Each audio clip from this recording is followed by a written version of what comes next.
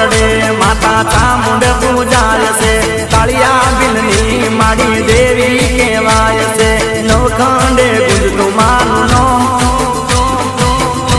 ચામુંડ માં પરતો પુરનાર છે